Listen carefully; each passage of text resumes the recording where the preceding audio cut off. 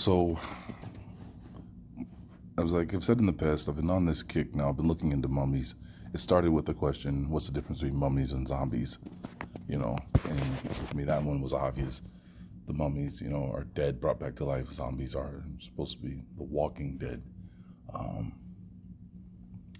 And that led up to other questions. I was watching the movie The American Mummy, which that was interesting only in the aspect that how much they talked about the Aztec deity that they were, that was supposed to be the mummy that was brought back. There was little things that were put in there. I mean, throughout the movie, they talk about the Aztecs. They sacrificed at sundown, and at the time, I think when I watched it, it was during Passover, and I remember, going over the steps for Passover, and when to do it, and things like that. And I was like, so that was an easy one where my mind connected. I'm like, wow, sundown, and I was watching the movie, and they're like, yeah, it was because the veil between our world and the spiritual world is supposed to be at its weakest at sundown. And then I thought about David, right, in the book of Psalms, because he says he prays before the sun rises. And I was thinking, does he pray before the sun rises because, it's so his prayers make it through before whatever this wall goes up, and is strengthened throughout the day. So that was the only reason why I think the American Mummy was any good, because it talks about this deity and when he's supposed to return and things like that. So, but I was watching this, and like a lot of you've probably seen it before. So, what caught my attention this time, I'm going back and watching it, not for entertainment, but I'm watching it to take notes and to think. I was watching the whole burial in the beginning, right, where, funny enough, the mummy Imhotep, which I know nothing about. I've only, the only times I've ever heard the name Imhotep is when I was when I first left the Christian church, and I was looking for something else, anything else, because I knew Christianity wasn't working. I was sitting there, and I remember sitting there in church, and man, it was so boring. The pastor would speak, and I basically was wording mouth for mouth what he was gonna say. I knew what chapters he was gonna flip to. It was boring. It was bad. And when I switched, I looked into other stuff like TD Jakes, but something weird happened. When I would listen to TD Jakes videos throughout the week, I would have terrible weeks. Stuff would go bad, fights with girlfriends, stuff would go bad at work, and it was but when I wouldn't listen to him for a week, things went back to normal, and I'm like, okay. There's something to that. Something's this is not what I'm supposed to be into. And plus, there was a woman that ended up showing me a video of all the Freemasonic symbolisms behind T.D. Jakes, when he's standing in church and all that stuff. So, she pointed out that there's something wrong with the guy. Period. So, I got into the Amon Rod Squad and the Black Hebrew Israelites debates. I was watching those, but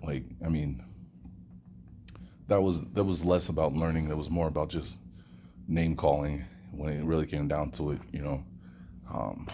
But that was the only time I've ever heard the name Imhotep, was during those debates going back and forth. So I'm watching this, and I'm like, okay, what's the name of the mummy? Oh, his name is Imhotep. That's interesting. And I'm watching his burial. He slept with the pharaoh's mistress. Oh, which I thought was interesting, because look. Just bear with me for a moment. I was having these conversations with Arthur Scott about my time when I was growing up. I used to do Broadway musicals in school, and I took that experience and reading a script, and then trying to cast myself, as the character. I do that when I'm reading the Bible to myself. So when I've read the book of Exodus, I got this weird feeling. There's something wrong with the book of Exodus. Wrong as in, it felt like Moses was talking to two characters whenever he was supposed to be going before the Pharaoh. And it was the way it was worded. Because felt like he was going before a Pharaoh at some points, and then he goes before a king at other points. And I'm like, wait a minute, I thought the Pharaoh was all encompassing the ruler of Egypt, you know? So I'm like, that's just weird. And we debated and talked about this, why it seems like that. And it was funny. Arthur asked me about this gentleman in the book of who had his daughters. He had like so many daughters, and they weren't supposed to marry. He didn't want his daughters marrying these other people, this other group of people. So, we spent time going through the Bible, the book of Enoch, trying to find it. Come to find out, it was at the very end of the book of Jashir, the man and his daughters, and who he didn't want them marrying. But going through that, we ran across a story of this guy that went before that tricked these people into paying a burial price, right? And said he was doing it in the name of the king of Egypt. And when the Pharaoh or the king of Egypt heard about it, he came to the man, addressed him, and then gave him the title of Pharaoh. And I'm like, there it is. So there is a king over Egypt, and then there's a Pharaoh, church and state, right? The religion, basically, those are responsible for the religion and the ceremonies and the ritual aspect. And then there's the ruler, as in the king. So I was like, all right, so I wasn't crazy when I was thinking there was something wrong with the way the story of Moses going before the Pharaoh and whatnot. But it ties into my mind the whole idea of like here in North America, the United States is set up to where there's supposed to be a separation of church and state, which there's not. We know through the birth certificate there's not. In the Vatican, in Washington D.C. So, but as I was looking into this, I'm like, okay, who is this Imhotep guy? I was paying attention to how he died. Basically he messed with the Pharaoh's wife or woman. They slay the Pharaoh's guards, hunt him down while he's performing a ceremony to resurrect the soul of his dead lover, and that was, and it was odd because they show how they put him to death, ripping out his tongue and burying him in a casket full of those beetles, and I almost wanted to say that it reminded me of the book of Isaiah and the way the prince was buried, but it's not the same, I don't think. But like this guy was buried with his eunuchs and stuff like that. And I was thinking correlations, this is almost the same image, but it's not. But as I was looking into this character Imhotep, I found some things I thought were interesting. Okay, so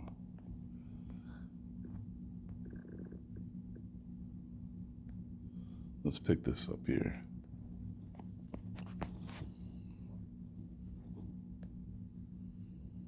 Imhotep, Mope 1, Ancient Egyptian, EMHTP, the one who comes in peace, 2, Floruit late 27th century BC, was an Egyptian chancellor to the pharaoh Djoser, possible architect of Djoser's step pyramid, and high priest of the sun god Ra at Heliopolis. Very little is known of Imhotep as a historical figure, but in the 3,000 years following his death, he was gradually glorified and deified. I think it's interesting because I was looking around for Imhotep stuff, and there was a group of people that believe Imhotep was Joseph, but I think they're saying that this other cat here, this Djoser of the step pyramid, and it is Djoser. And I think it's interesting too, because think about this, right? The step pyramid is not their traditional pyramid, right? Their traditional pyramid is like is of the woman, right? The what's it, 4 sides? Well, I mean, and I know someone's gonna say there's more sides to a pyramid than 4, but it's like the 4 sides that if you take it and smash it down, it turns into a perfect circle, the symbol of the woman, and feminine energy, and all that stuff. I think it's interesting too. They don't give too much information about his mother or father or anything like that. And I thought that's odd. Why don't they? because when we look up his Greek equivalents, you're going to see that it's, you can tell the Greeks are running stuff because they can't wait to spill the beans on who they think he is when it comes to the Greeks. Traditions from long after Imhotep's death treated him as a great author of wisdom texts, 3, and especially as a physician. 4, 5, 6, 7, 8. No text from his lifetime of him mentions these capacities, and no text mentions his name of him in the first 1,200 years following his death of him. 9, 10. Apart from the 3 short contemporary inscriptions that establish him as chancellor to the pharaoh. The first text to reference Imhotep dates to the time of Amenhotep III, circa 1391 to 1353 BC. It is addressed. Let's see. It is addressed to the owner of a tomb and reads. And I think it's interesting because this cat, when he's alive, he's supposed to have done all these things, but there's no mention of him until 1,000 years after his death. Like, how can you be so great and nobody knows your name and nobody has reference of you until after you die? The Wab priest may give offerings to your ka. The Wab priests may stretch to you their arms with libations on the soil, as it is done for Imhotep with the remains of the water bowl. Wildung, 1977, 3. It appears that this libation to Imhotep was done regularly, as they are attested on papyri associated with statues of Imhotep until the late period, circa 664 to 332 BC.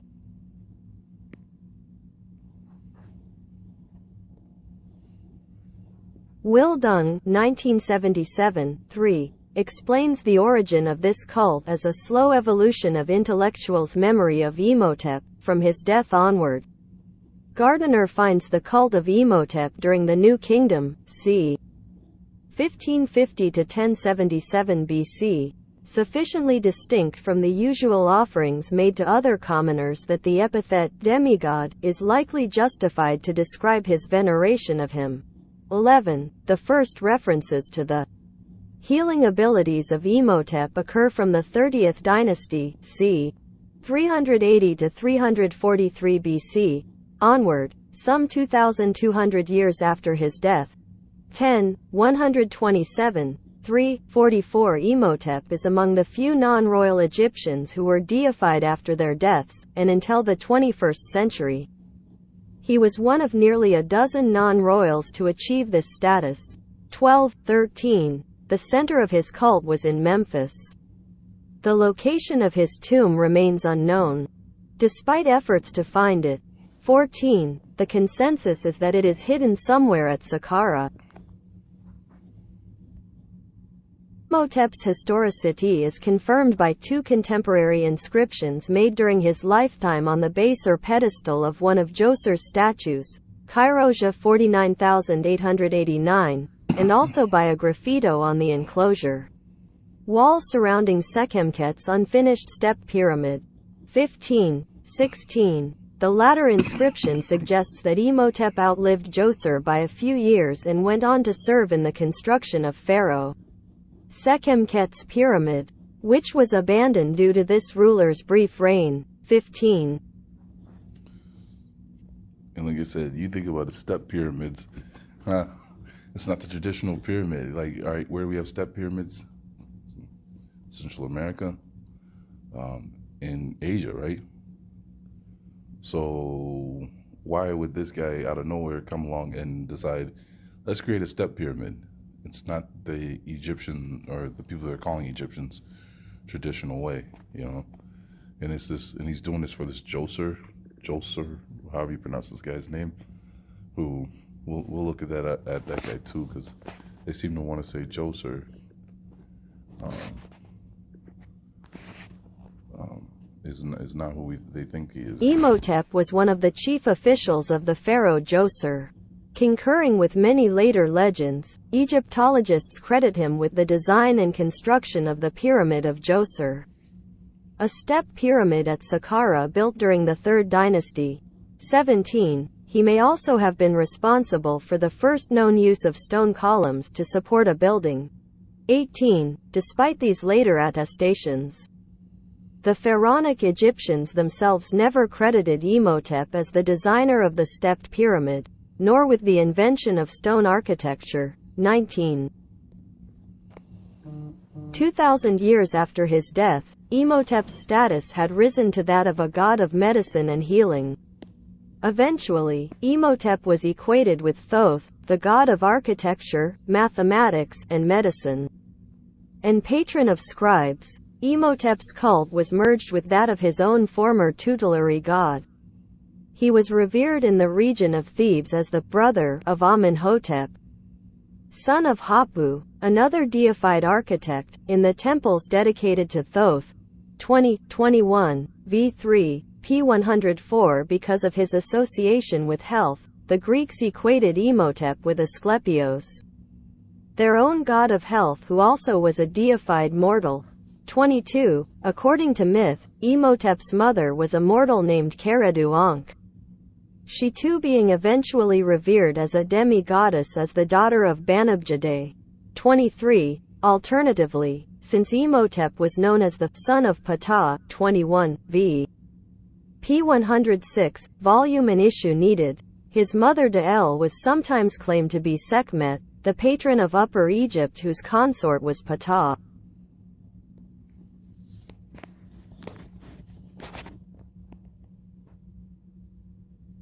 The Upper Egyptian famine stela, which dates from the Ptolemaic period, 305–30 BC, bears an inscription containing a legend about a famine lasting 7 years during the reign of Djoser.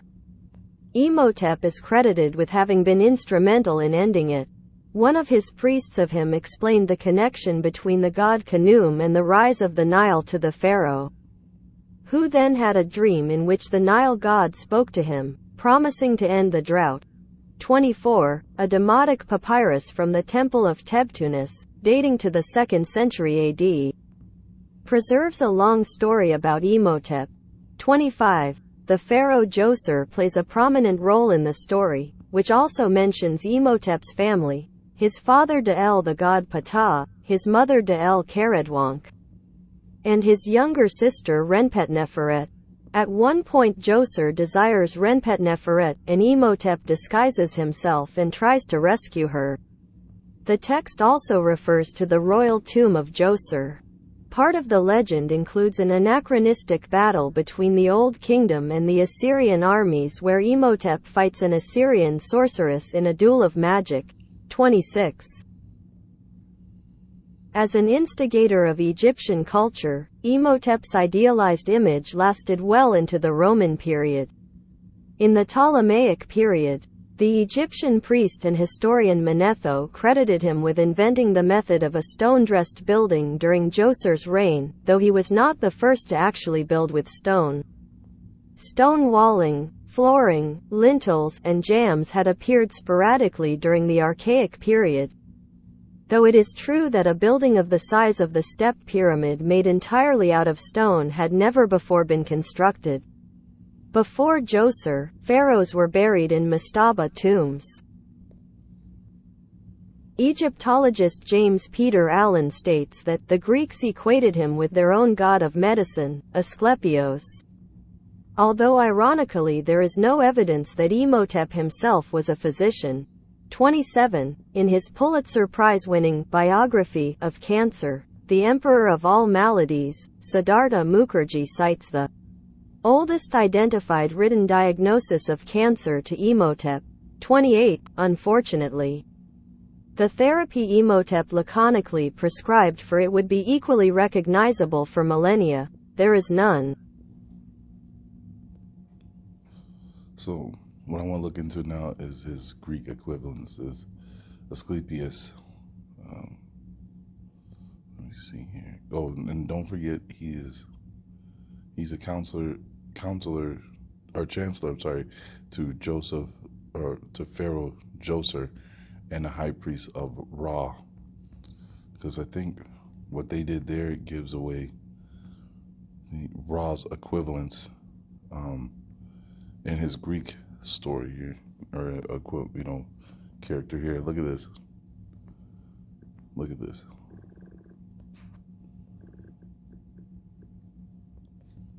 Look at this. And you can tell the Greeks are running stuff because they give a lot more when it comes to this guy than they did the Egyptian. Asclepius, Asclepius, Greek. Asclepios, Asclepios, Asclepios, Latin. Aesculapius, is a hero and god of medicine in ancient Greek religion and mythology. He is the son of Apollo and Coronis, or Arsinoe, or of Apollo alone. Asclepius represents the healing aspect of the medical arts. His daughters, the Asclepiades, are Hygeia, health, healthiness, Iaso, from Iasis, healing. Recovering, recovery, the goddess of recovery from illness. Acesso, from Achesis, healing, the goddess of the healing process. Aegle, the goddess of good health, and Panacea, the goddess of universal remedy. He has several sons as well. He was associated with the Roman, Etruscan god Vetiovis and the Egyptian Imhotep. 1. He shared with Apollo the epithet Paean, the healer. 2. The rod of Asclepius, a snake-entwined staff, similar to the caduceus, remains a symbol of medicine today. Those physicians and attendants who served this god were known as the Therapeutae of Asclepius. Here he is, Asclepius, the god of medicine, healing, and all that good stuff. And there's the serpent with his rod, which I want to get to the bottom of that because I don't understand how the serpent is an unclean animal, and they have the story of Moses and what I think are copperheads, because biting the people. Watch this. Do we want to go into all that?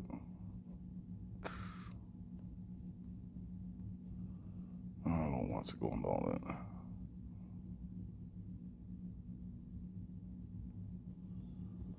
Here we go.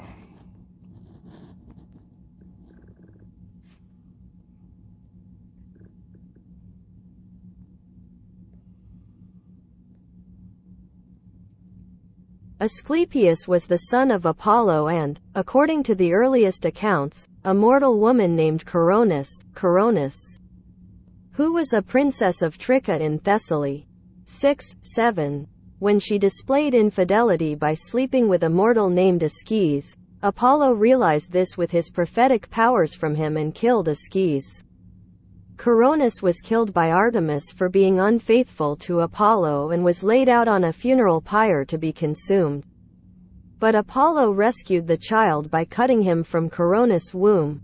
8. According to Delphian tradition, Asclepius was born in the temple of Apollo, with Lachesis acting as a midwife and Apollo relieving the pains of Coronis. Apollo named the child after Coronis' nickname, Aegle. 9. Phoenician tradition maintains that Asclepius was born of Apollo without any woman involved. 10. Well, I mean, you said the story is cut her out of the womb, and the whole idea that he's helped relieve the pain, that's a farce, because, I mean, she's being burnt alive, right? How do you relieve that pain? Okay. But we're going to get to what he's really known for. And then, because I think once we get to that, I think that they should redo the Mummy movies.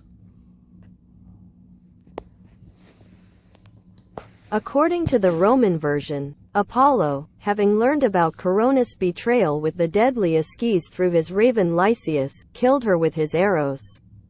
Before breathing her last Deella, she revealed to Apollo that she was pregnant with his child Deell. He repented his actions of her and unsuccessfully tried to save her. At last, he removed their son Deella safely from her belly Deella before she was consumed by the fire. 11. In yet another version, Coronis, who was already pregnant with Apollo's child, had to accompany her father Deella to Peloponnesos. She had kept her pregnancy hidden from her father. In Epidaurus, she bore a son and exposed him on a mountain called Tithion, from Titha, wet nurse, Tithuo, to suckle, breastfeed. The child was given milk by one of the goats that pastured on the mountain, and was guarded by the watchdog of the herd. Eratosthenes, the owner of goats and the guard dogs, found the child. As he came near, he saw lightning that flashed from the child. And thinking of it to be a sign of the divine, he left the child alone. Asclepius was later taken by Apollo. 12.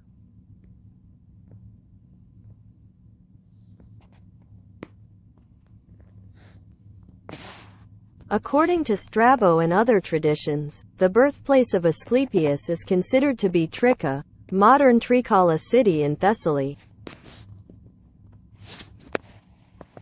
Apollo named the rescued baby Asclepius and reared him for a while and taught him many things about medicine.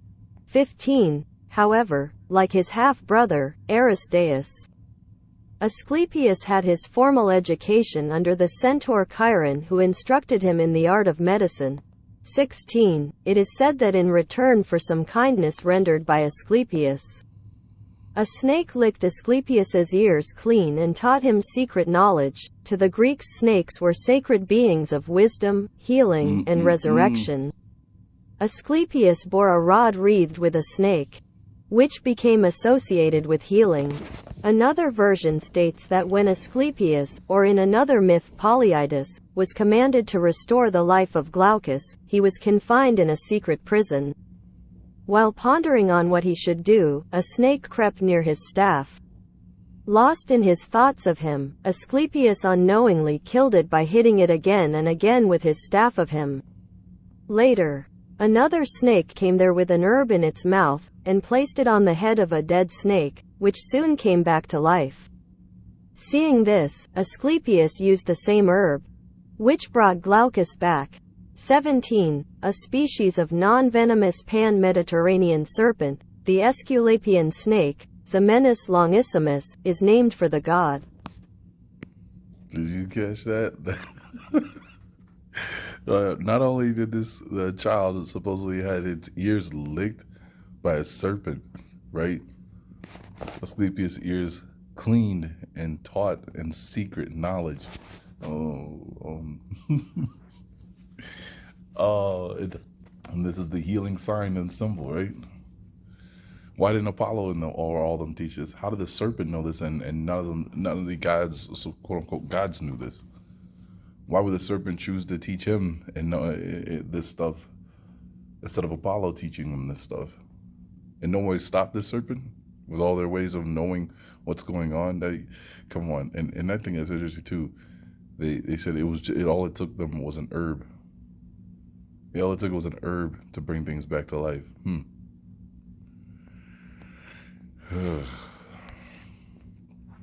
Let's see here. He was originally called Heppius but received his popular name of Asclepius after he cured Ascles, ruler of Epidaurus, who suffered an incurable ailment in his eyes.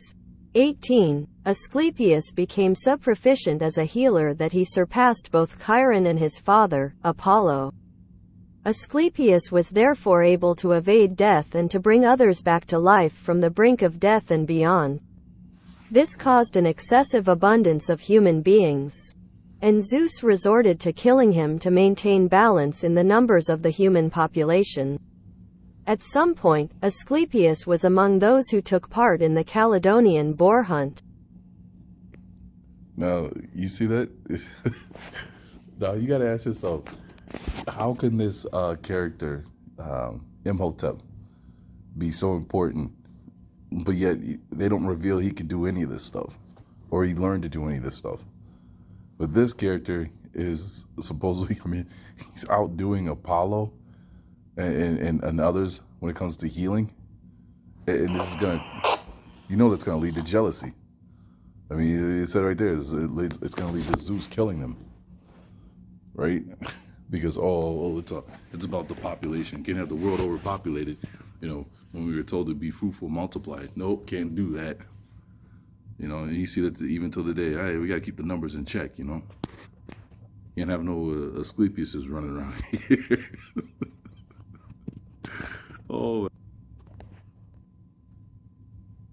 Asclepius was married to Epione, with whom he had 5 daughters: Hygeia, Panacea, Acesso, Iaso, Penicillin. and Agel, 19, and 3 sons, Machaon, Podalirios and Telesphoros. He also sired a son, Aratus. With Aristodeme. 20. Death and Resurrection. As a god, Asclepius once started bringing back to life the dead people like Tyndareus, Caponius, Glaucus, Hymenaeus, Lycurgus and others. 21. Others say he brought Hippolytus back from the dead on Artemis' request, and accepted gold for it. 22. It is the only mention of Asclepius resurrecting the dead. In all other accounts he is said to use his skills from him simply as a physician. I wonder why they get the list of all these people. I mean, they have to be of some importance, right, to them, to the Greeks. Because I don't know who any of these people are.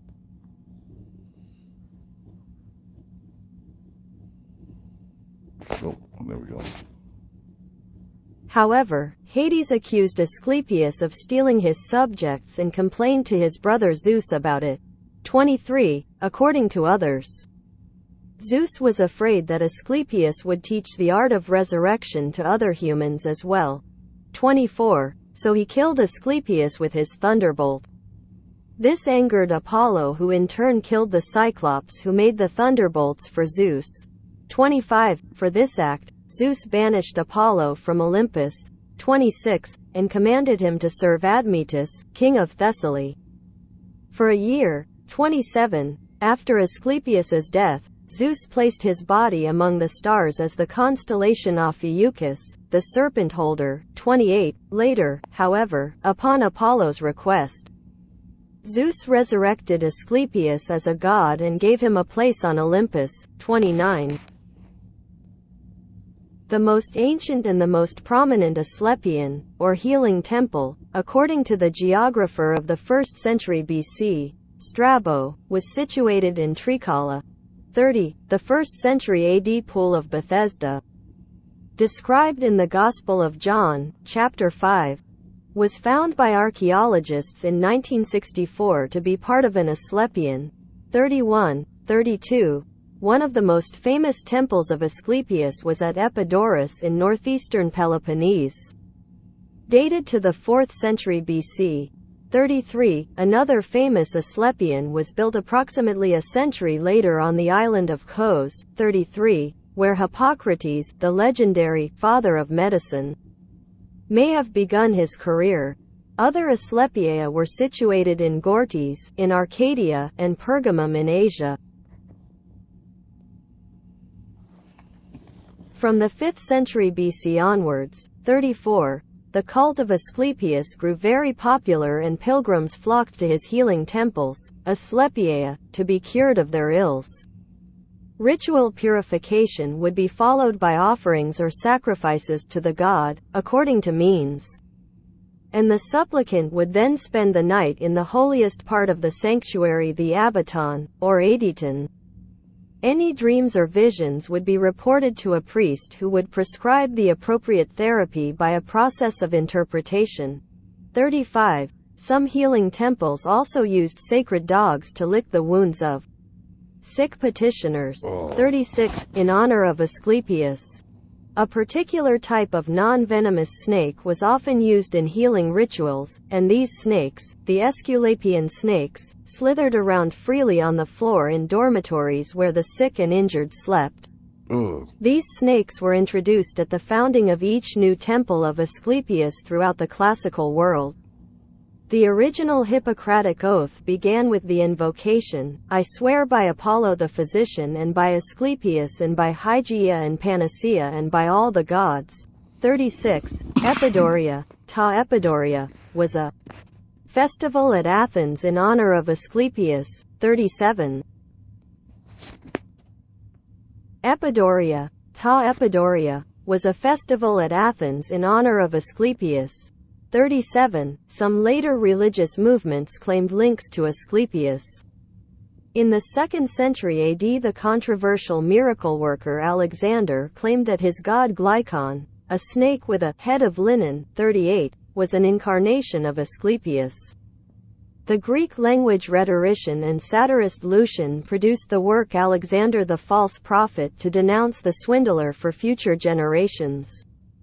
He described Alexander as having a character made up of lying, trickery, perjury, and malice. It was facile, audacious, venturesome, diligent in the execution of his schemes, plausible, convincing, masking as good, and wearing an appearance absolutely opposite to its purpose. 38. In Rome. The College of Aesculapius and Hygeia was an association, collegium, that served as a burial society and dining club that also participated in the imperial cult. The botanical genus Asclepias, commonly known as milkweed, is named after him and includes the medicinal plant A tuberosa or pleurisy root. Asclepius was depicted on the reverse of the Greek 10,000 drachmas banknote of 1995 to 2001, 39, at the city of Miletus. Archaeologists discovered a cave under the city's theater which was associated with Asclepius cult. 41. So as you can see, this Asclepius guy, he gives away the beans, the actual facts on who this or what this Imhotep guy was supposed to be able to do. I think it's interesting though that that they give more on him Asclepius than they do Imhotep, which tells me, which we already pretty much know that the Greeks have to be running this stuff for them to feel so comfortable to display all this information. I just think it's interesting too that he had the art of resurrecting when he's not the mummy. He's not associated with the Egyptians, but Imhotep, who's supposed to be the mummy, is supposed to be the one you think has the art to resurrect. At least that's what they depicted in the movie, resurrecting his lover. So, but yeah, I just thought the whole burial scene from that movie was interesting. Him having his tongue ripped out and being buried with all those beetles poured upon him. And all his eunuchs, that were there that helped him with his rituals, practices, were buried along with him. So, and there was the other thing too, right? So if you go down here, it said Imhotep was the high priest to the sun god Ra. I thought it was interesting because, what's his name? Apollo, right?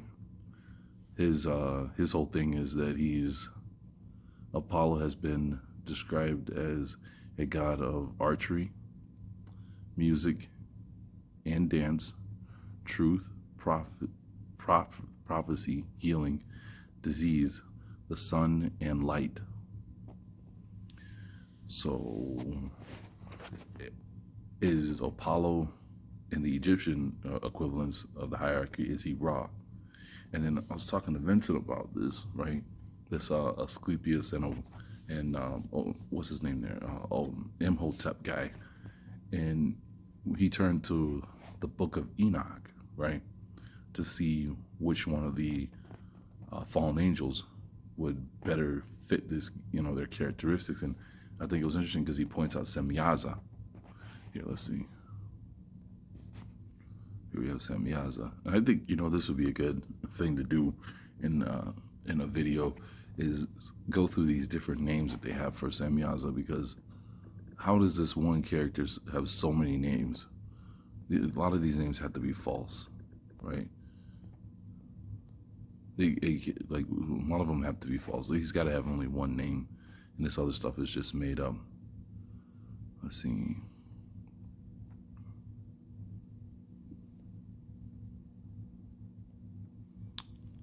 Because a lot of this has to just be distractions. So, but Semyaza was supposed to be the one dealing with herbs, the cutting of herbs. So he would have been the one teaching all that medicine, right? Let's see.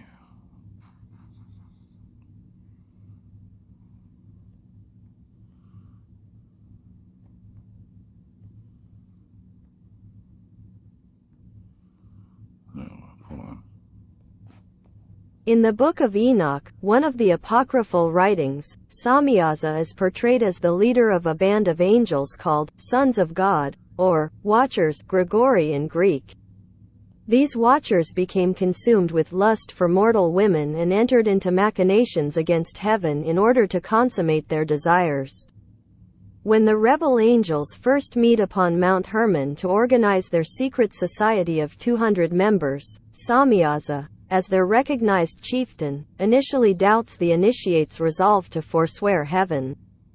This they had planned to achieve through dark alliances and clandestine oaths sworn under penalty of death, thereby binding themselves to that treachery whereby they would use their heaven-acquired knowledge to create a counterfeit religion on earth to satisfy their lusts and carnal desires. 3. Having thus persuaded his fellow watchers to join him in his schemes to fornicate with women, Samyaza led his angelic brethren in their seduction of the human females for whom they yearned. The hybrid offspring born from this unnatural mating between heavenly and earthly beings were the Nephilim, a plural noun rendered as giants in the King James translation of the Book of Genesis. Together, the Watchers and their demigod children dominated, exploited and at times even murdered the lesser folk who lacked their angelic pedigree. Their reign began in the days of the righteous patriarch Jared, the father of the prophet Enoch, and, as time passed, their debauchery sank to ever greater depths. And there was great impiety and much fornication, and they went astray and all their ways became corrupt. 1 and 8 to 1-2. This wickedness caused Enoch to have a sleep vision or prophetic dream, known as the animal apocalypse, which relates how, 3. A star fell from heaven, and it rose and ate and pastured among those oxen. And after this I saw the large and the black oxen, and behold, all of them changed their pens and their pastures and their heifers, and began to moan, one after another. And again I saw in the vision and looked to heaven, and behold, I saw many stars. How they came down and were thrown down from heaven to that first star, and among those heifers and bulls, they were with them, pasturing among them. And I looked at them and saw, and behold, all of them let out their private parts like horses and began to mount the cows of the bulls, and they all became pregnant and bore elephants and camels and asses.